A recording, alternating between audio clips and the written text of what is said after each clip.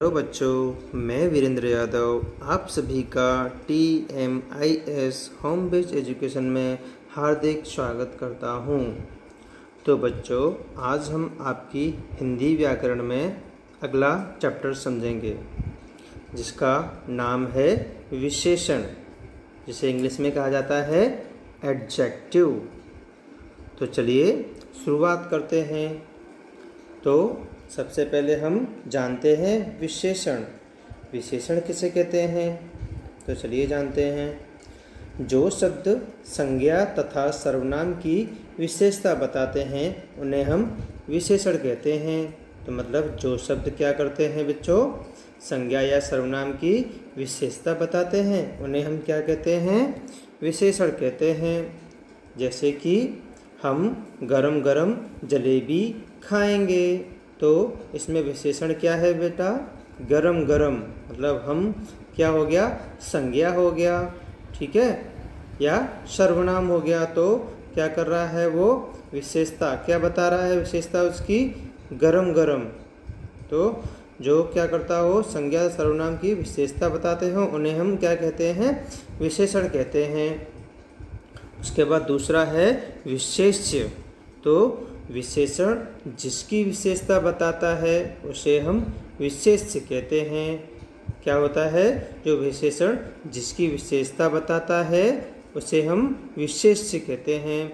जैसे कि मेरे पास 3 पेंसिल हैं। तो बच्चों इसमें क्या है? विशेषण क्या है? 3 और विशेष्य क्या है?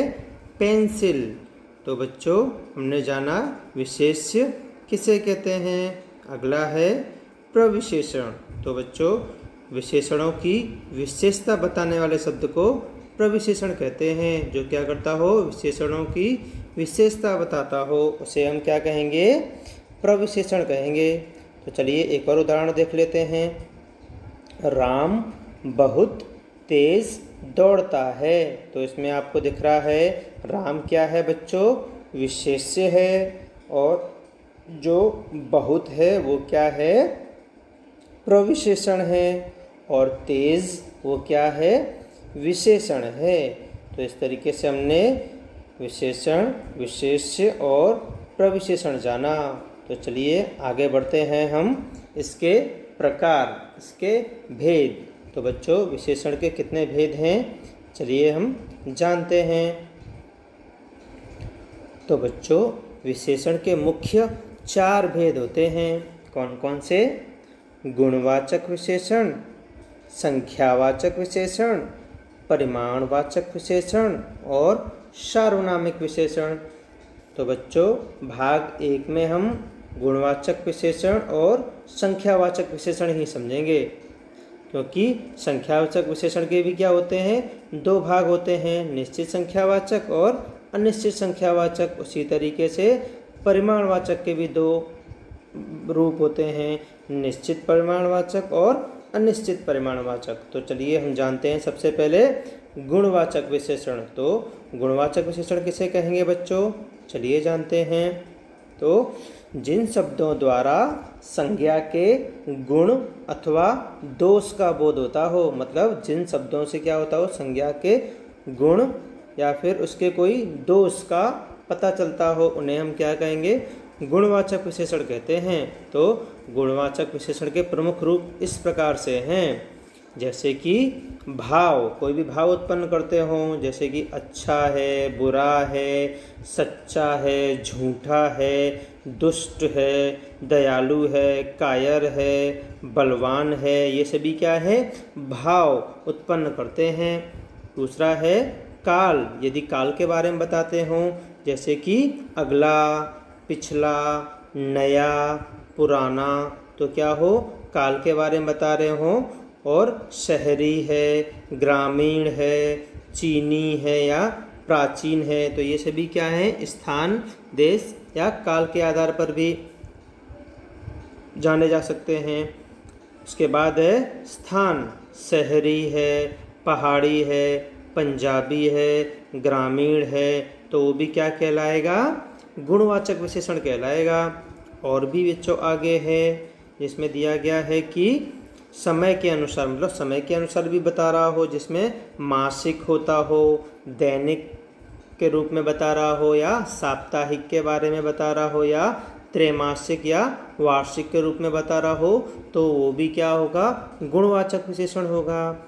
आगे है उसकी दशा, जो क्या करता हो, इंसान की दशा बता रहा हो, दुबला हो, पतला हो, स्वस्थ हो, रोगी हो, निरोगी हो, तो वो भी किस में आएगा, गुणवाचक विशेषण में आएगा।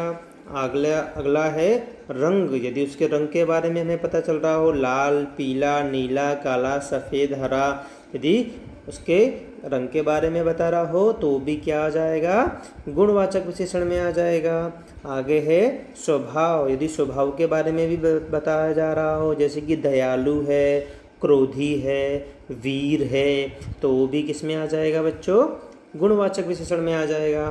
तो चलिए हम थोड़े उदाहरण भी देख लेते हैं, जैसे कि यहाँ पर रंग बिरंगे फूल खिले हैं। तो बच्चों यहाँ पे आप देख रहे हो क्या बताया जा रहा है, रंग मतलब कैसा, रंग बिरंगे, मतलब रंग बिरंगे दिखाए जा रहे हैं, तो वो क्या हो जाएगा, गुणवाचक विशेषण हो जाएगा। दूसरा उदाहरण लेते हैं, बूढ़ा आदमी घूम रहा है। तो बच्चों बूढ़ा क्या है, किसी की अवस्था दर्शा रहा है, तो वो भी क्या हो जाएगा, गुणवाचक विशेषण हो जाएगा। एक और उदाहरण देख लेते हैं, शरारती बंदर उछल कूद कर रहा है। तो बच्चों शरारती भी क्या दिखा रहा है, स्वभाव दिखा रहा है कि वो कैसा है, शरारती स्वभाव का है, तो वो भी क्या है, उसका गुणवाचक विशेषण में आ जाएगा। तो हमने जाना कि गुणवाचक विशेषण किसे कहते हैं, जो विशेषण शब्द क्या करता हो, संज्ञा अथवा सर्वनाम के गुण, दोष, रूप, रंग, भाव और अवस्था या दशा के बारे में बताता हो, उसे हम गुणवाचक विशेषण कहते हैं। तो बच्चों आप गुणवाचक विशेषण समझ गए होंगे। तो चलिए अब हम आगे बढ़ते हैं। तो दूसरा है संख्यावाचक विशेषण। तो चलिए संख्यावाचक विशेषण को जानते हैं। तो बच्चों संख्यावाचक विशेषण किसे कहेंगे, जिन विशेषण शब्दों से संज्ञा की संख्या का बोध होता है उन्हें हम संख्यावाचक विशेषण कहते हैं। क्या होता हो, जिन विशेषण शब्दों से क्या होता हो, संज्ञा की संख्या, मतलब जो संज्ञा है उसकी कितनी संख्या है इसका पता चलता हो, उसे हम क्या कहेंगे, संख्यावाचक विशेषण कहते हैं। जैसे कि एक मेज़, 4 कुर्सियाँ, 10 पुस्तकें, कुछ रुपए, थोड़े से पेन, थोड़ी सी किताबें, तो ये सभी क्या हैं, संख्या के बारे में बता रहे हों संज्ञा की, तो वो क्या हो जाएंगे, संख्यावाचक विशेषण हो जाएंगे। जैसे कि डाल पर 4 चिड़ियाँ बैठी हैं, तो डाल पर कितनी चिड़िया बैठी हैं, 4 बैठी हैं, तो ये संख्यावाचक विशेषण हो गया।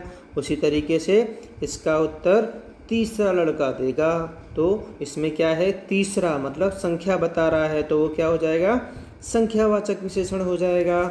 उसी तरीके से आगे है, मेरे घर में कुछ मेहमान आए हैं, तो कुछ मतलब क्या, संख्या दर्शा रहा है ना, तो वो भी क्या आ जाएगा, संख्यावाचक विशेषण में आ जाएगा। तो चलिए अब हम जानते हैं संख्यावाचक के दूसरे 2 रूप, जो कि क्या हैं, निश्चित संख्यावाचक और अनिश्चित संख्यावाचक। तो निश्चित संख्यावाचक में क्या होगा, जिसमें हमें पूरा कन्फर्म मतलब निश्चित बता दिया गया होगा कि इतनी ही संख्या है, तो उसे हम कहेंगे निश्चित संख्यावाचक विशेषण। और अनिश्चित संख्यावाचक विशेषण में क्या होगा, हमें कुछ कन्फर्म नहीं किया होगा, निश्चित नहीं बताया होगा कि कुल कितने हैं, तो आ जाएगा अनिश्चित संख्यावाचक विशेषण में आ जाएगा। तो चलिए जानते हैं हम सबसे पहले निश्चित संख्यावाचक विशेषण जानते हैं। तो निश्चित संख्यावाचक में जिन विशेषण शब्दों से निश्चित संख्या का बोध होता है उन्हें हम निश्चित संख्यावाचक विशेषण कहते हैं। जैसे कि 1 है, 2 है, 3 है, दूसरा है, तो ये सभी क्या हो जाएंगे, निश्चित संख्यावाचक हो जाएंगे।